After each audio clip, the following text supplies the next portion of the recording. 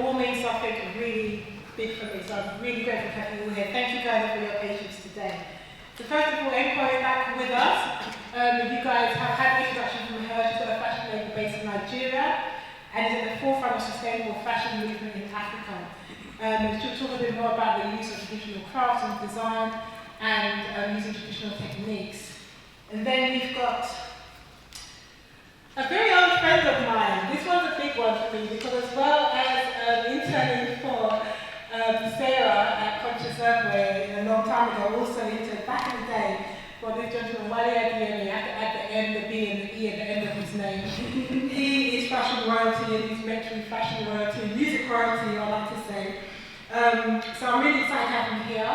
He's got a company in the name of WALE ADEYEMI, B-side London, and he's dressed celebrities like Beyonce, Rihanna, Alicia Keys, Usher, Missy, Tiny Temper, and David Beckham, which is the one that I remember back in the day with the famous graffiti print that got ripped off by a bit, didn't it? Well, inspired many people. But yeah, he's had his business for a long time. This guy knows fashion and he's been accoladed for it. So welcome, NKWO, welcome WALE. Thank you guys.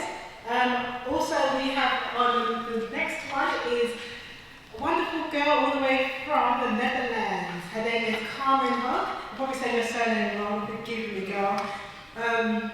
She's a style anthropologist and she researches style in relation to identity and subculture. She is constantly in Nigeria and Ghana. This girl, like, wow, when is she not on the continent? But those are her two focuses for her research at the moment, and she may expand, I'm sure. She's written for publications like ID, Marie Claire, One World Model News, and she does a lot of talks and keynotes at museums, universities, and fashion-related events. And always finding her in those cities of Accra and Lagos, meeting with style influencers and designers in those cities. So check her out on CARMENPOLITAN. After that, we've got the amazing ERYCA FREEMANTLE. I love this lady. She's a global beauty strategist, and she does a lot of work within empowerment and also within diversity as well. So she's the founder of EATOW, a leading beauty business club, and she's a transformational life coach. So if you want to get a coaching, this lady will help you to transform your business and your life. So she's well known in the global areas of health, beauty and well-being. She's been featured in Forbes and many international events across the world. The list is ridiculous, as I like to say, but this woman knows her stuff. Yeah, she's a powerhouse. And last but definitely not least, I had to really ask this lady to come on board because of the work that she does. Her name is SIVAN. She's she's a co-founder of AFRIEK. Not to say she's a crazy activist in search of more equality in our world. So she's a social responsible entrepreneur that resides between Rwanda and Netherlands. AFRIEK has a production unit in Rwanda. Is it in Kigali? And she does a lot of work within social conflict and global humanitarian issues.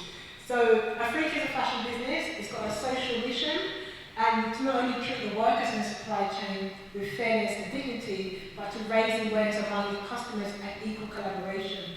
She is another powerhouse, and she loves engaging in challenging but important conversations around inequality, cultural appropriation, and white privilege, as it's her sole mission to help create more equality. So let's kick off, guys, okay? Do get your questions ready as well. But if it does get covered, then I might move it on, so just be aware, alright? So, let's kick on.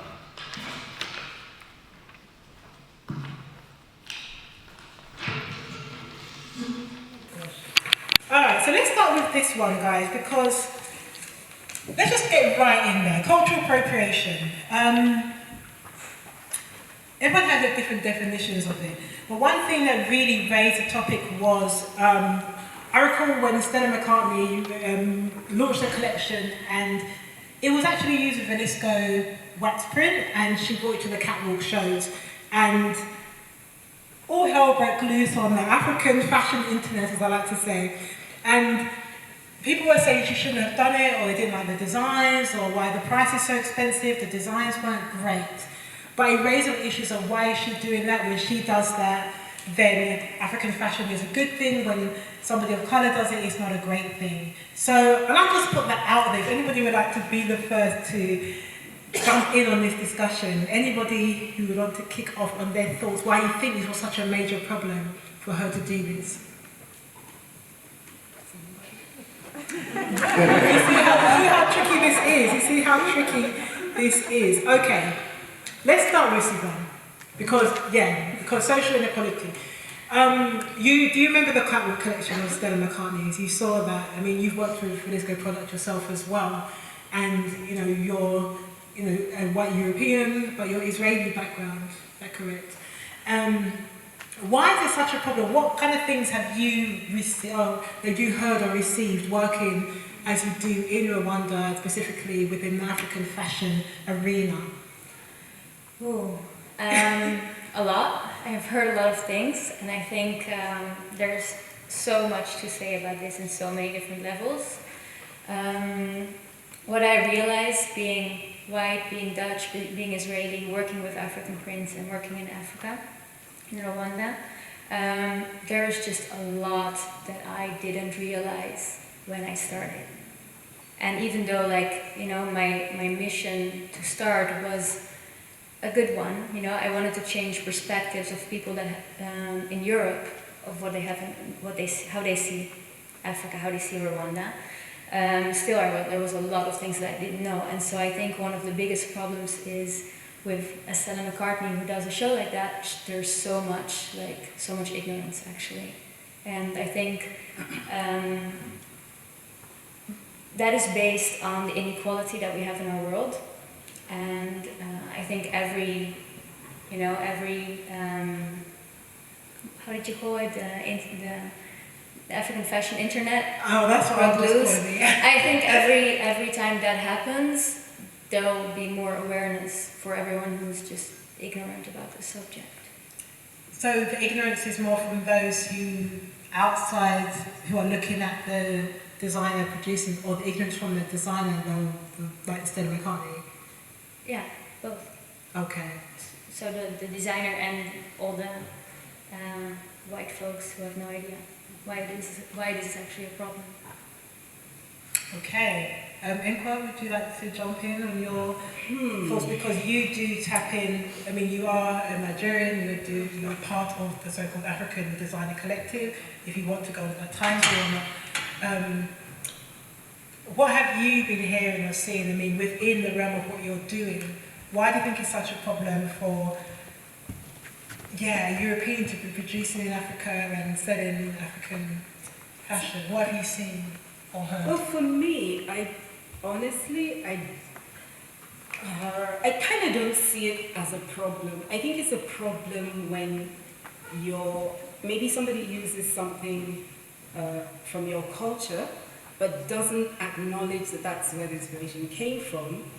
With the Stella McCartney collection, a lot of people were going crazy because the prices were what they are, but those are Stella's prices. Yeah, but those are Stella's prices, and for the most part, the majority of the African fashion, what should I call us, the consumers, we don't buy Stella McCartney's clothes anyway.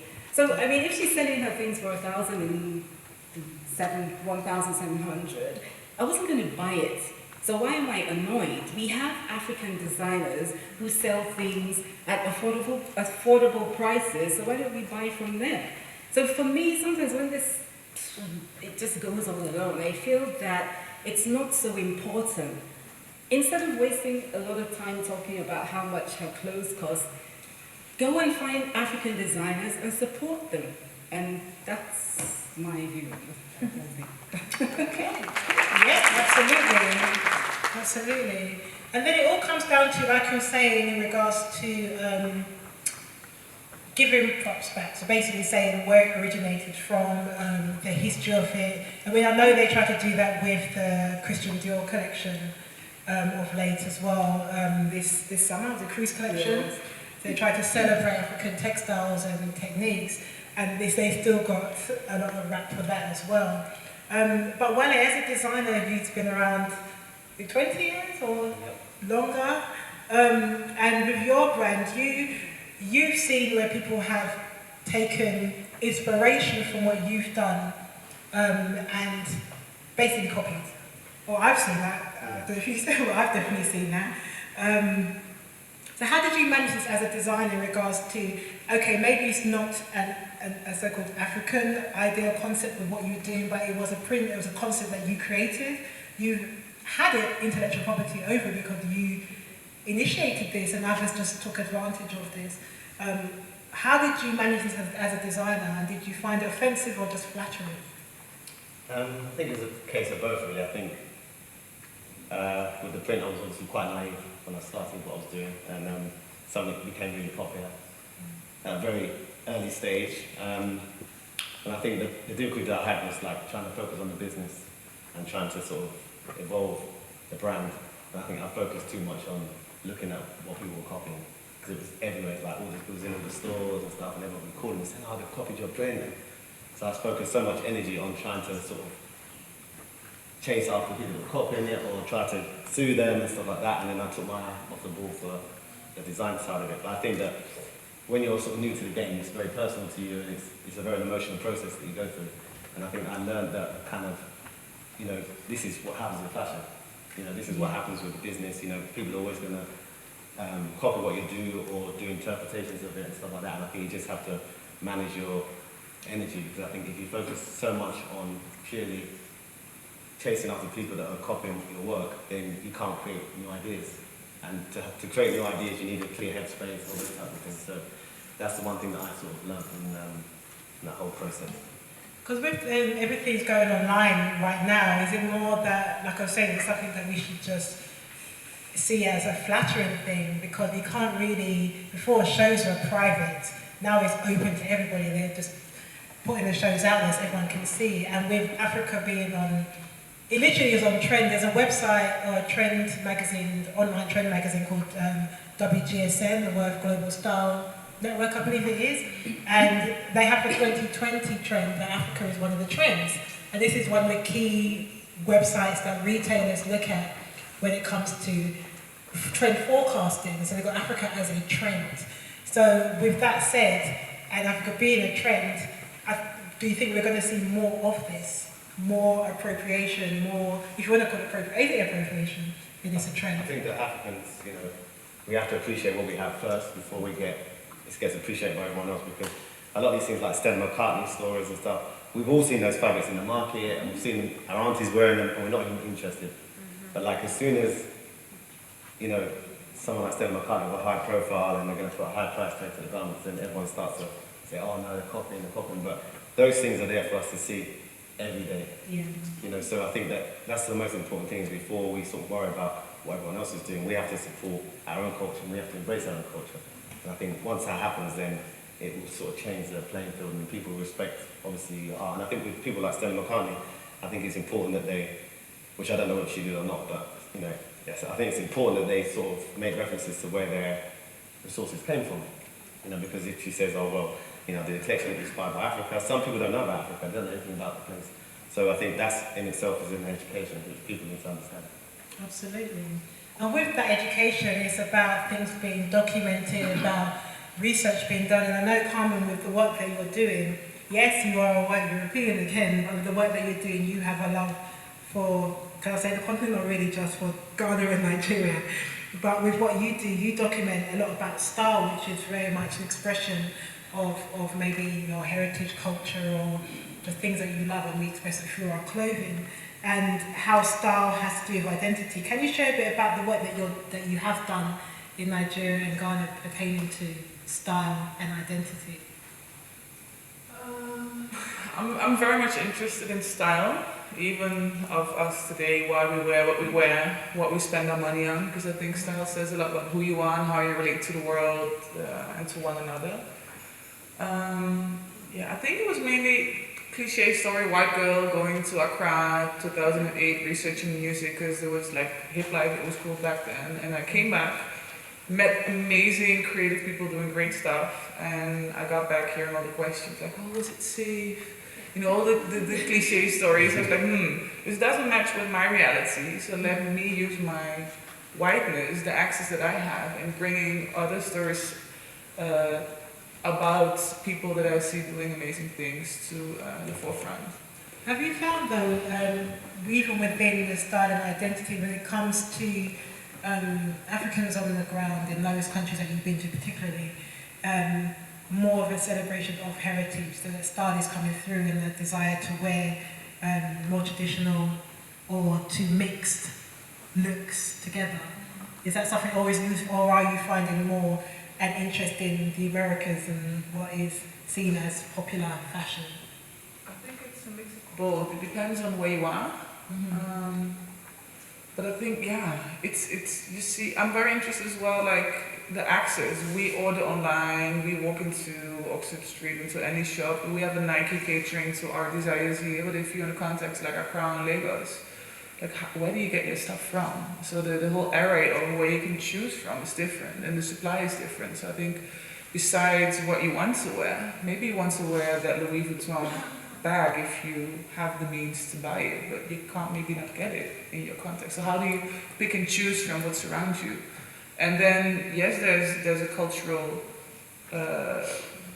pride, I'd like to say, at certain places where, you know, in Lagos I go to a club and I can see a guy wearing an akwada in his hat. Like, I think that's amazing. That you go to a club and they're attire, that you feel free, like, yo, this is what I want to wear, dancing to my whatever music. So I'm like, in Dutch culture, I didn't grow up with cultural wear. If I would have gone to a probably white church, you would wear neat or proper clothes, but it could be anything. It could be this trousers. This trousers I can wear to a wedding, to a party, to a funeral. So there's like, it's less rich in my opinion. So I'm kind of intrigued by how people pick and mix and cultural wear and secondhand clothing and that Louis Vuitton bag or that Nike sneaker that we all want to have, and how you curate your own style with it. But was there a sense of, within the identity, was there a sense of celebration of their identity? I think we all do, somehow, to a certain degree. And specifically with Africa being a very trendy music, foods, fashions, and we're all seeing it, it's just like an influx, it's all in our faces. Yeah. So have you seen that more from especially the youth population? Yeah, I think like you said it, Africa is on trend now, and I think youth in places like Lagos or Accra, thanks to the internet, thanks to our smartphones, like they see and feel different stories as well. They see more people. Like 11 years back, I was one of the few white girls in Ghana, and then the other ones were working for an NGO building something. And now there's like a variety of Western people. There's American people coming over, so like it's more in the news. There's different stories. There's people. We're called the Native Mag. They have their own magazine celebrating popular culture coming from Lagos, and they throw parties here in London as well. So I think people feel from different sides that there's more interest, or maybe a changed interest in like their backgrounds or their locations and their cultures. Okay. So then with ERYCA, now your work is more within beauty, but beauty is like the sister of fashion. I mean, they work together. One can't go without the other, really. They can do, but you tend to see them working quite well together. So with your work, tell us about some of the things you have dealt with when it comes to diversity issues within the industry where you've tapped into beauty with fashion. Is there enough time? A couple of experiences. Good afternoon, everyone. My name is ERYCA Freemantle, former makeup artist, now global beauty strategist. Jamaican parentage, born in the UK. Always struggled with the fact that I didn't feel that I knew enough about my heritage. My heritage being African. I've been to various different African countries, and for me, I found my solace in Nigeria. And I'll tell you why. When I actually landed in Nigeria, nothing against any other countries, but when I landed in Nigeria, I saw colour for the first time. And when I say colour, I mean bright colours, yellows, greens, blues, oranges, things that I always had in my mind.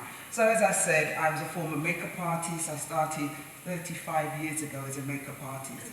A lot of things that I've heard being said here today, I agree and I disagree with, because I come from a different era. We didn't have social media, we didn't have the internet, just about had phones when, when I grew up. But there was still that transition. The narrative, the language, we didn't have that connection the way that we do have now. So me as a makeup artist, having worked with quite a few well-renowned names in the industry that I grew up with, one of them is actually in the room now, the relationship between then and now is completely different. So as you said, makeup and fashion, to me, they come hand in hand. You can't have one without the other. But it's actually understanding the concept of makeup and what it truly represents in the fashion industry. So I think a lot of fashion designers get it wrong when they employ or they gain the experience for a makeup artist. There's a language, there's a narrative that's not being done. And also the other way around as well. I think makeup artists need to sit and talk with fashion designers a lot more to understand about colours and culture, which I'm going to come on to in a moment, and textures. So going back to culture, being Jamaican and going to Africa, for me it was a mind-blowing experience. But I went to Africa thinking that I knew it all, because I came from the UK and what I said, what we do here goes. But I had to really take a step back and learn and understand that the UK, the European way of doing things is not necessarily the right way. It's not the right way to do anything when you're going to someone else's terrain. So I had to learn about the makeup and how it's applied and why it's applied and why certain colours are used to understand the culture and then the fashion. Does that make sense? So I had to go back to school and learn, even though I'd been in the industry a long time. So when it comes to the comment that you made earlier about Stella McCartney, I think ignorance is ignorance. It has no colour. If you don't do your homework, if you don't do your research, you can end up on your face. So I don't necessarily think it's a colour thing. I think you need to be open-minded and not take that European way of thinking with you, especially into Africa. Yeah, absolutely, and I think that taps into what SIVAN did say about the ignorance on both, SIVAN next to you from the both sides. And SIVAN, let's go to ask you, when it comes to AFRIEK, what was it that made you want to get started in Rwanda, of all countries as well? That's a good question. I was studying conflict studies and human rights in Holland, and I have my Jewish background, so I was always interested in conflict, and I learned that conflict starts when you see the other as less than you. And I figured out that, I want to be very, very aware of myself whenever I do that. And so I went to Rwanda for research, which is already an interesting point that our university send us to other countries to research their conflicts. And I did a lot of research before. My bachelor thesis was about how Europe had treated Africa the same way for over 100 years, always top down. But so I arrived in Rwanda for my research as a 21-year-old white girl. Oh, just last year then, right? Sorry? Just last year. 2011. And there I realized, what the fuck am I doing here? How do I... Sorry, kids. No, but how do we think that we are coming here to research a national trauma that we don't know anything about, that we can't even grasp, and that we're all the research I read was about how Rwanda should be more democratic and how the president wasn't doing it right, and I realized that that's such a biased perception. But I also realized, and that was shocking, that I was very biased as well. That I also, even though I didn't expect that, I also was looking down on people there, and I saw it around me a lot. And that realization really made me feel like I really want to do something about this, because it's because of our education and our news and, everything we hear about Africa that is one-sided, especially 7 years ago. I think now it has changed already. But I want to share with more people that there's a different perspective that we have to see. And that was the reason why. But I was very naive at the time, and I was very ignorant. So even though I knew that I had to listen and to learn, there were still many times that people told me like, hey, you're missing this, or why are you using European designers, or why is your photography, you know, white? So these were all things I had to learn. Just because you didn't know, just the ignorance that you... I that think, we all have levels of ignorance. yeah, it's those things that we don't know until we know, and then we have to do something about it. So your advice is to find out what you don't know. I think that was always my my intention, to see that until we are all equal and see each other as equal, especially Europeans, have a lot to learn, because we never listened. So Wow. it's time. Yeah, as my Caribbean parents would say, them that can't hear must feel. So when you don't listen, you'll soon find out. You'll soon find a way which is going to teach you. NKWO, kind of tapping back into like the British way I say your name as well. You know what? My name has so many different things. I was thinking that was so I'm good. inquiry. Very British. But yeah, so there's quite a few traditional designers right now. There's quite a few designers right now from Africa, like actually African-based or European, British Africans or African Americans, and more, who are tapping into textile traditions. I know that it's something that you've kind of moved forward from to an extent. But I've been seeing a lot of it, especially with Nigerian designers, were tapping into things like the indigo, things like the hand-woven African cloth, things like kwete, things like batik or adeyemi, all kinds of traditional techniques. What do you think has caused this big growth, especially in Nigeria, which you probably know more than the other countries, maybe? I think it's because, I don't know, sometimes it sounds, I don't want to sound like I'm being, not negative, but I'm being condescending. But I think something that happens in Africa is, like Wale said, we don't tell our own stories. So we don't tell our own stories until the Europeans tell our stories, or the Americans, or anybody else tells it, and it's big, and then all of a sudden it's like, oh my god, we have a story, and then everybody jumps on that story.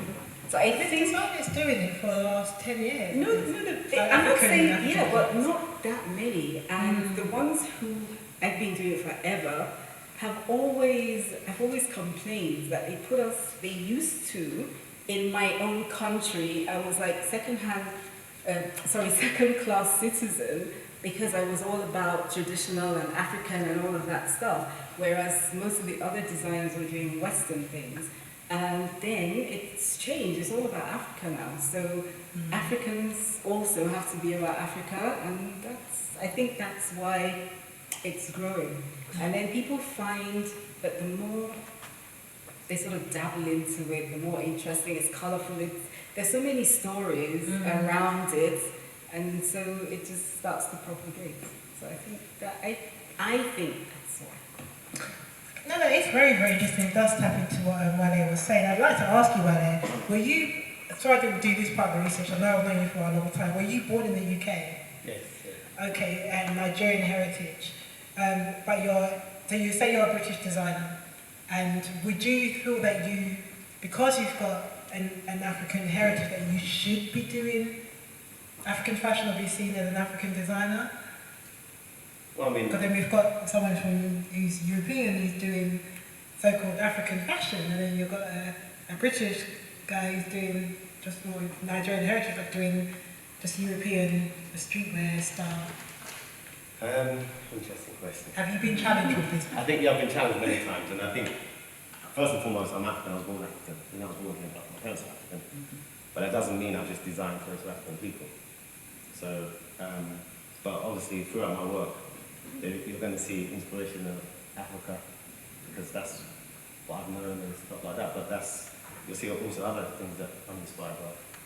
And I think sometimes people get sort of caught up in that thing as well. If you're going to be, they try to put in a pigeonhole of, okay, you're an African designer, so you shouldn't be doing this kind of stuff. Or I think in fashion generally, they always marginalise, they always try to put you in a box. Like, I specialise in streetwear. And when I first started doing streetwear, like, it wasn't really recognised how it is now. They were like, oh, it's not really the same, he's not really a designer, he does streetwear, kind of thing. But now it's obviously it's different. So I used to try to work around, like, not just being seen as a designer that does streetwear. So, you know, because I also did tailoring and stuff like that. That's what I trained in. But I was pigeonholed in streetwear. And for me, that's why I run other labels, but my name's not behind it, because when people see me, they think, well, that's not really what he does, so you can't really be doing this. So I think you just have to try to sort of find your way and navigate around the whole kind of system. Because you worked with New Era as well, back in the day, and other brands, but more in the creative direction, director kind of positions, I guess. But then with SIVAN, you're all about wax print. Would you say? With AFRIEK, I'm going away from that.